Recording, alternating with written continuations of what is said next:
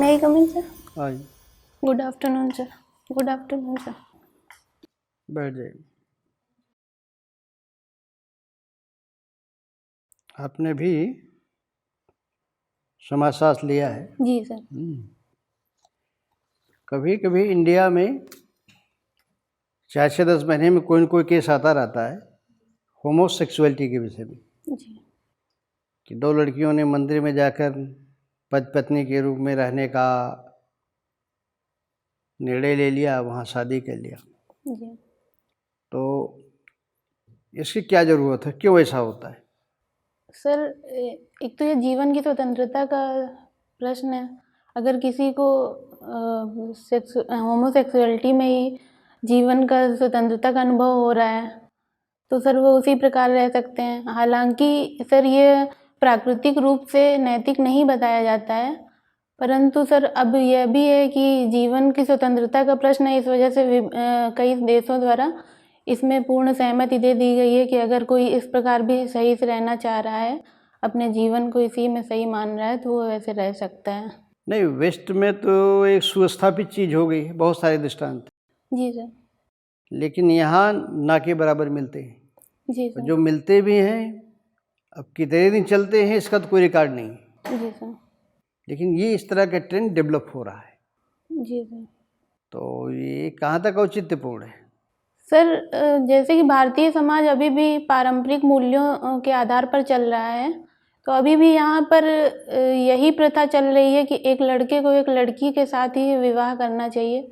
परंतु सर ये कहीं न कहीं पश्चिमीकरण का प्रभाव जो है आज भारत में भी बढ़ता चला जा रहा है, जो कि सही नहीं है एक तरीके से।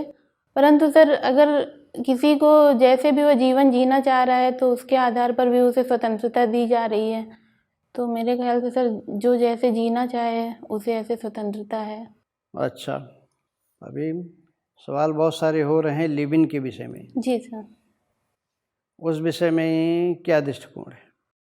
सर लिव इन में भी इस समय काफ़ी चर्चा चल रही है, परंतु सर समाज में जो है उच्च वर्गों तक ही ये सीमित है अभी।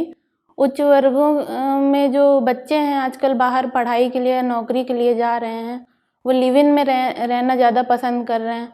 परंतु सर यह भी भारतीय मूल्यों के हिसाब से अभी इसको सही नहीं माना जा रहा है, क्योंकि यहाँ पे भी अभी पारंपरिक मूल्य ही प्रचलित हैं। तो सर इससे जैसे कि जो विवाह की वैधानिकता है वह अभी सिद्ध नहीं हो पा रही, जिससे कुछ समस्याएं भी लड़कियों के साथ हो रही हैं। और अगर उनसे बच्चे भी हो जा रहे हैं लिव इन में ही, अगर विवाह नहीं हो रहा है, तो उन बच्चों की भी जनरेशन का प्रश्न उठ रहा है। तो कहीं ना कहीं कुछ समस्याएं हैं जिन पर अभी थोड़ा सा विचार करने की ज़रूरत है। नहीं नहीं, ये केवल ऊंचे समाज की बात नहीं है, वह तमाम लड़के लड़कियां सब देहात से भी आ रहे हैं, जी वो भी इस तरह से कुछ उदाहरण मिल जाते हैं, रहते हैं। और दिक्कत ये है जो हमारी वैवाहिक व्यवस्था है उसमें भी लड़के लड़की को पति पत्नी के रूप में रहना है। जी सर। ये लिव इन का जो तरीका है, एक नया तरीका है, पति पत्नी के रूप में ही रह रहे हैं। जी सर। और हमारे देखने में क्या आता है कि जो वैवाहिक तरीके से आते हैं उसमें डाइवोर्स कम होते हैं, और इसमें कुछ दिन तक तो चलता है, जी ज़्यादातर केसों में ये नहीं चल पा रहा है। जी और जब नहीं चलेगा लड़की जाएगी पुलिस थाने, हमें झांसा देकर इस तरह से हमारा शोषण किया, जी तो ये ज़्यादा प्रॉब्लम उत्पन्न कर रही हैं। तो जो हमारा पारंपरिक ढांचा है, जो एक सुस्थापित है, और वही चीज़ जो हम लिव इन से करना चाहते हैं वही हम उससे भी कर रहे हैं, तो उस पर चलने में क्या दिक्कत है? सर अगर भारतीय मूल्यों की बात की जाए तो यह वैधानिक रूप से ही विवाह ज़्यादा सही है।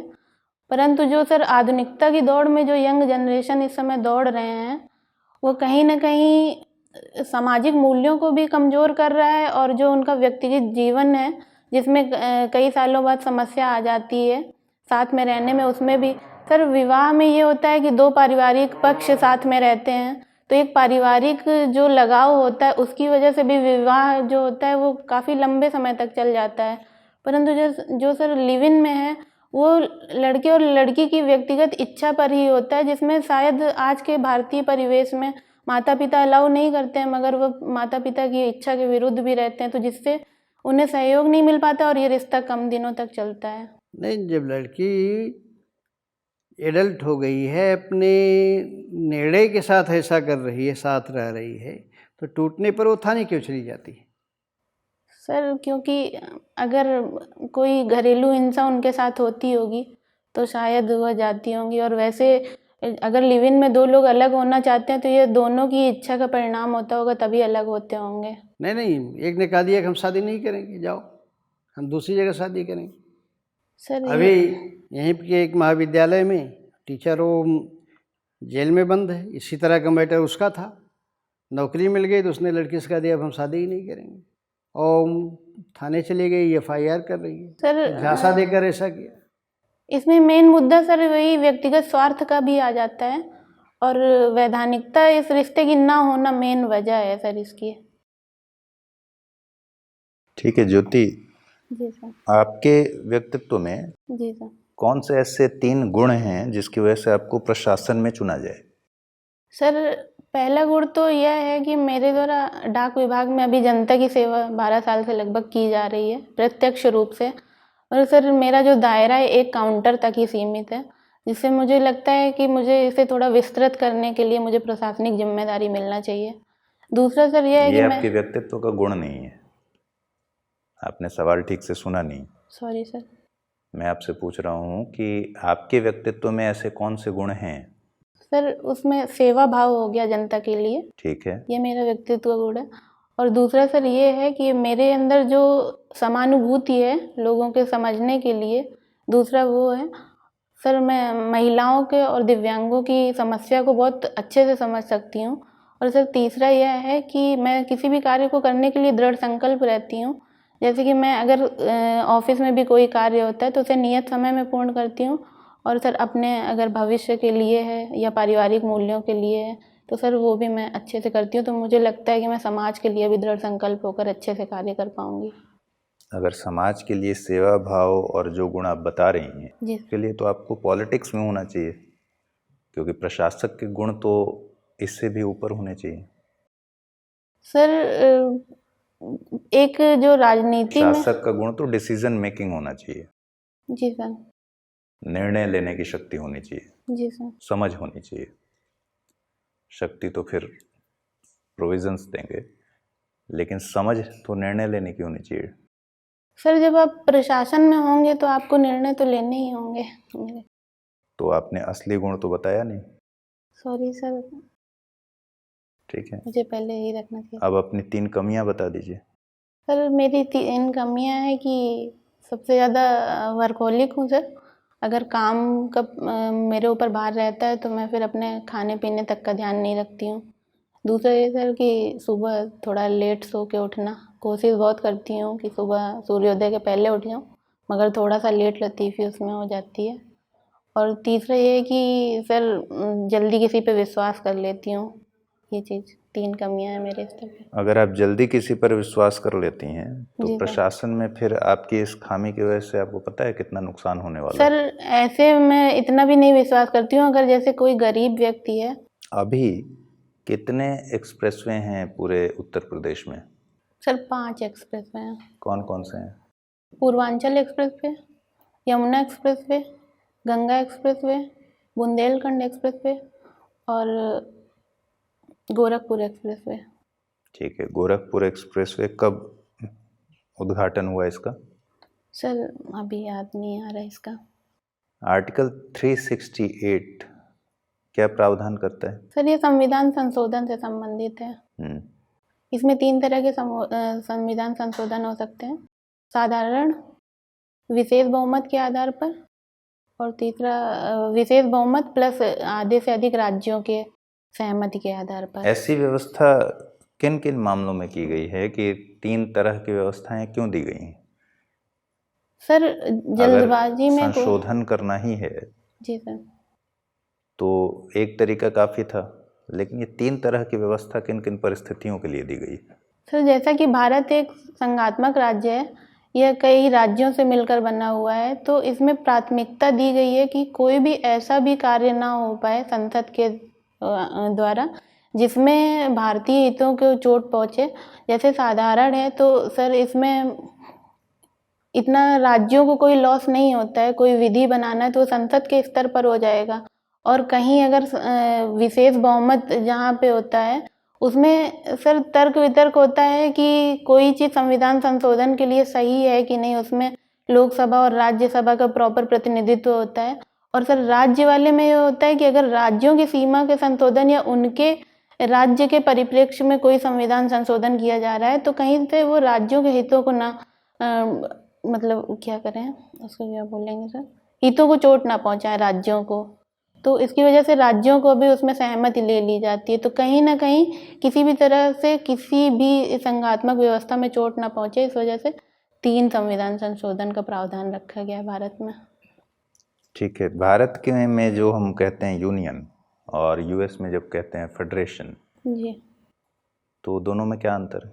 सर यूएस में जो राज्यों का फेडरेशन है उन्हें राज्य को अलग होने का अधिकार है, परंतु भारत में ऐसा नहीं है।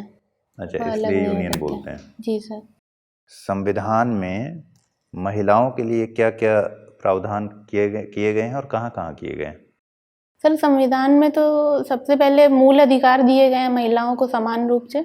दूसरे सर नीति निर्देशक तत्वों में महिलाओं के लिए प्रावधान किए गए हैं कि समान कार्य के लिए समान वेतन है। किस आर्टिकल में है ये? सर 47 में।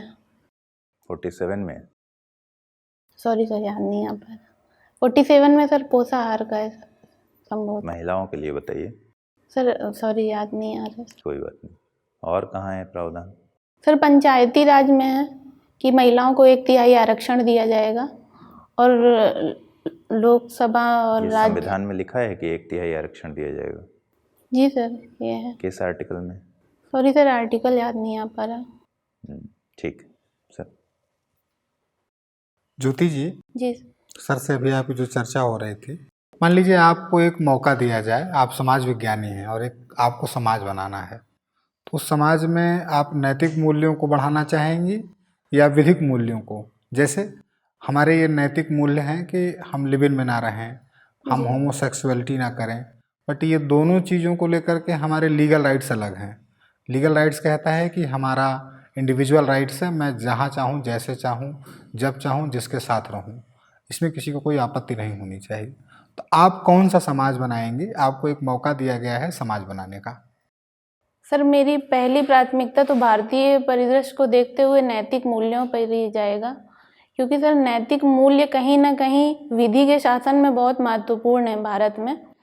और नैतिकता यही सिखाती है कि हम कोई भी ऐसा आचरण ना करें कि हमारे समाज को किसी भी तरह की समस्या आए। तो सर मेरी प्रथम वरीयता यही रहेगी। अगर नैतिक मूल्य कहीं से अगर समाज को चोट पहुंचाते हैं तो सर वहाँ पे विधिक मूल्यों को वरीयता दी जाएगी, परंतु मेरा पहला प्रयास नैतिकता को अभी रहेगा। सुप्रीम कोर्ट ने कई सारे केसेस में बहुत क्लियरली कहा है कि राइट टू प्राइवेसी है, even right to choose partner, मतलब एकदम इंडिविजुअल राइट है, राइट टू लाइफ का पार्ट है। जी सर। तो आप मतलब इसको जो है इस पर अपने सोशल थिंकिंग को प्रिवेल करेंगे? सर इसमें हम प्रिवेल तो नहीं करेंगे, मगर सर अगर हम भारतीय परिप्रेक्ष्य में हम देख रहे हैं तो हमारे समाज ने हमें कभी ये गलत नहीं सिखाया है कि अगर विवाह है, अगर किसी महिला छोड़िए, पुरुष एक लाइन में बताइए, अगर आपको नैतिकता और न्याय को चुनना हो तो किसे चुनेंगे? सर न्याय को चुनेंगे उस जगह। यानी न्याय ज़्यादा पकड़ जरूरी गया है? आपका उत्तर। जो प्रॉब्लम है, जो सूत्र पकड़िए उसी पर चलिए। ठीक है। तो ज्योति जी, लिव इन के बारे में सर से भी चर्चा हो रही थी आपकी। आपकी व्यक्तिगत राय क्या है? एक समाज विज्ञानी के रूप में अगर आपको देखना हो तो इसको बढ़ाने से या इसको छूट देने से भारत के समाज में क्या परिवर्तन आएगा? सर मेरी समझ से अभी लिव इन जो है इस भारतीय परिप्रेक्ष्य में अभी वैवाहिक संस्था का जो मूल्य उसे ज़्यादा प्रचलित होना चाहिए, और लिव इन का भी इतना ज़्यादा नहीं होना चाहिए। अगर इसे लिव इन को आगे बढ़ाना ही है तो कुछ ना कुछ इसमें मानक जरूर तय कर देना चाहिए कि अगर 5 साल कोई साथ में रह लेता है तो उसे विवाह करना ही होगा, फिर बाद में ना छोड़े। ये तो ऑलरेडी नियम में बना हुआ है, तभी तो लड़की को राइट मिल जाता है FIR कराने का। तब तो सर सही है, क्योंकि अगर किसी को जॉब मिल गई और उसके आधार पर वो छोड़ रहे हैं, सॉरी सर, जॉब मिलना एक छोटा सा कारण है, बहुत सारे इश्यूज हैं। जब लोग 5 साल रह लेते हैं तो शायद समझ लेते हैं, तो एक दूसरे के सर प्रति। आपसी अंडरस्टैंडिंग बहुत उसमें वो होता है, क्योंकि सर 1-2 दिन में किसी को नहीं समझा जा सकता है, और 5 साल में अगर हम समझ रहे हैं तो कहीं ना कहीं अगर किसी भी चीज़ में समस्या आ रही है तो उसे सॉल्व करने का प्रयास करना चाहिए, ना कि पुलिस थाना कोर्ट अच्छा, अपने कचहरी करना। विभाग जहाँ आप नौकरी कर रहे हैं, बस उसकी 5 बेसिक समस्याएं बता दें। 5 बेसिक हाँ, समस्या। जहाँ आप 10 साल से नौकरी कर रही हैं, पोस्टल डिपार्टमेंट की 5 बेसिक प्रॉब्लम्स जिन पे कभी आपको मौका मिले या सरकार को सुझाव देना हो, जिन पे वो सुधार करके पोस्टल डिपार्टमेंट को आगे ले जा सकते हैं। सर पहली बात तो इसमें प्रतिस्पर्धा का इस समय बहुत माहौल है, तो सर ज़्यादा से ज़्यादा प्रतिस्पर्धा में आगे आने के लिए इसका तेज़ी से प्रचार प्रसार डाक विभाग की सेवाओं का करना चाहिए, क्योंकि अदर जो प्राइवेट कंपनी का जितना प्रचार प्रसार होता है वह अभी यहाँ पे डाक विभाग का उतना कम दिखता है। दूसरा सर इसमें डिजिटलाइजेशन में काम करना चाहिए। तीसरा सर जो पब्लिक के लिए जो सेवा है उसे और ज़्यादा बुनियादी बनाना चाहिए। और सर चौथा ये है कि चार्टर एक्ट के अकॉर्डिंग ही काम करना चाहिए, जल्दी से जल्दी कस्टमर की ग्रीवेंसेस को सॉल्व करना चाहिए। और पांचवा है कि सर अभी याद नहीं कर पा रहा। एफिशिएंसी बढ़ानी है। एफिशिएंसी, हाँ करेक्ट सर। आप सवालों को बड़े कायदे से फेस कर रही हैं, बिना किसी उसके। अभी आज सुप्रीम पेपर पढ़े आज का? सर अभी नहीं। पेपर वगैरह पढ़ कर इस तरह के इंटरव्यू या में जब आओ तो चाहे रियल हो चाहे छाया मार्क हो, तो सब जगह मान लो कि इंटरव्यू हो रहा है। तो जब यहाँ आए थे तो पेपर पढ़ कर आना चाहिए था। और ये सारी चीज़ें बहुत ज़रूरी हैं, क्योंकि वहाँ जाएंगे तो बहुत सारे सवाल इसी से उठ जाते हैं। तो ठीक है।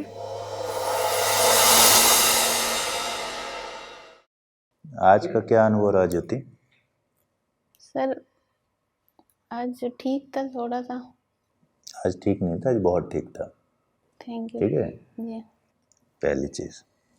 दूसरी चीज़, बहुत ठीक होने के बावजूद चेहरा डल था। क्यों? खुश होके देना था, इस तरह से देना है। हाँ, एकदम ऐसे, है ना, एकदम इतने स्माइल के साथ, पूरे जोश के साथ देना है, मुस्कुराते रहना है। उसका एक जब जब एक चीज़ जो रीड हो रही है, जो बहुत स्वाभाविक है, लेकिन वहाँ नहीं होना चाहिए। वो मैंने पिछली बार भी बताया था कि जैसे ही ये प्रश्न आया या फिर जैसे ही सर ने ये कहा कि ये आपको बताना है दिव्यांगता के बारे में, तो आप तुरंत डल हो जाती हैं, तुरंत भावुक हो जाती हैं। इस इंटरव्यू में ये भावुक होने का प्रश्न नहीं है। जी। तुरंत ही अपना पूरा कॉन्फिडेंस खो देती हैं, जिसकी कोई वजह नहीं। वजह इसलिए नहीं है क्योंकि आपने मेंस का एग्ज़ाम पास किया है, ठीक है, प्रॉपर लिख के पास किया है, आपका नॉलेज लेवल बहुत शार्प है, आप में जवाबों में एक संतुलन है। जैसे शुरुआत के जितने सवाल सर ने पूछे वो बहुत टफ सवाल थे, लेकिन आपने एकदम बीच का मध्यम मार्ग अपनाते हुए भारतीय समाज के बीच में और विधि के बीच में एक सामंजस्य और संतुलन बना के जवाब दिए। बहुत अच्छा है। जानकारी का स्तर काफ़ी अच्छा है। डायमेंशंस खोलने की आपको आदत है कि भाई एक चीज़ में कई डायमेंशंस आप देख पाती हैं। इतने सारे गुण किसी में होते नहीं हैं। जब इतने सारे गुण हैं तो फिर किस बात का चिंता क्यों है? मतलब वो नैराश्य भाव नहीं आना है। मेरा मुंह क्या ज़्यादा बहुत दुखी लगने लगता है। अभी ऐसे रहा करो, क्या ऐसे रहो, समझ में आई बात? नहीं होगा, नहीं जब तुम गंभीर नहीं होती हो होगा ना, तो भाई। लगता है कि भाई पता नहीं कितना दबाव, सामने वाला चिंता में पड़ जाए कि ज़्यादा पूछ देंगे तो ये रोने ना लगे। खुश होकर एग्ज़ाम देना है, इंटरव्यू देना है, और बहुत अच्छा होगा।